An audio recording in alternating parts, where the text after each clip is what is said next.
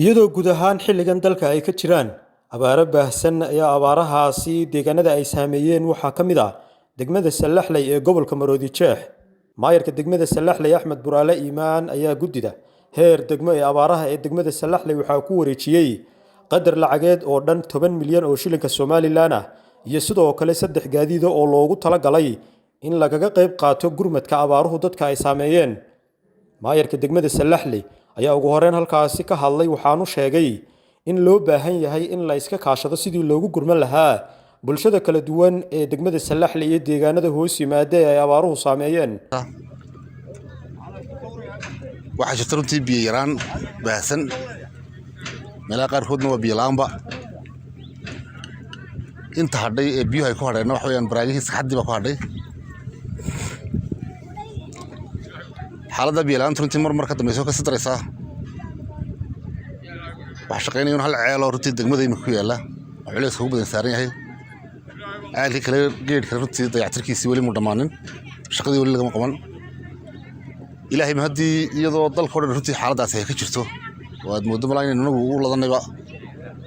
haddana xaaladdaasi iminka waa runtii xaalad taabatay dadka deegaanka oo dhan xaalad u baahan runtii in la sameeyo ka diyaargarow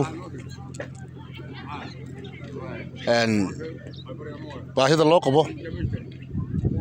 xoojinta wada shaqaynta iyo isduwidda howlaha gurmadka abaaraha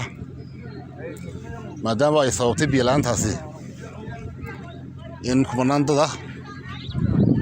ay muxuu ahaayey biyo yaraan iyo baad la'aaniba runtii haleeshay waxaan runtii magacawnay guddidii gurmadka abaaraha ee heer degmo waxaan maantana ku wareejinaynaa guddida si ay shaqadooda runtii u bilaabanto si hordhac waxaan uga sii wareejinaynaa maanta oonu halka goobtan ku wareejinaynaa gaadiidkana daba taagan oo isla iminkaanu ku wareejinayno 2 gaari oo booyada iyo gaariga runtii laanguruusarka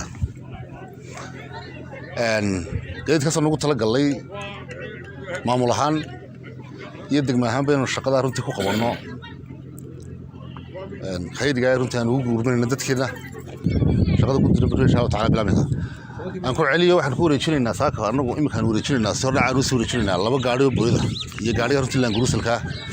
waxaa kaloo aan wareejinaynaa qarashaadkii baabuurta iyo shaqaalaha ee maalmaha hore oo iminka aanu si meel gaari u soo wareejinayno check runtii ay ku qoran tahay 10 milyan oo lacag geesta kale xubno ka mid ah golaha deegaanka ee degmada Salaxley iyo guddida abaaraha heer degmo ee degmada Salaxley ayaa iyana halkaasi baaq ka diray waxaana ay golaha deegaanka ee degmada Salaxley iyo maayarka uga mahad celiyeen deeqdaasi lacageed iyo waliba gaadiidka uu ku wareejiyay si looga qayb qaato abaaraha baahsan ee halkaasi ka jira looguna gurmado bulshada.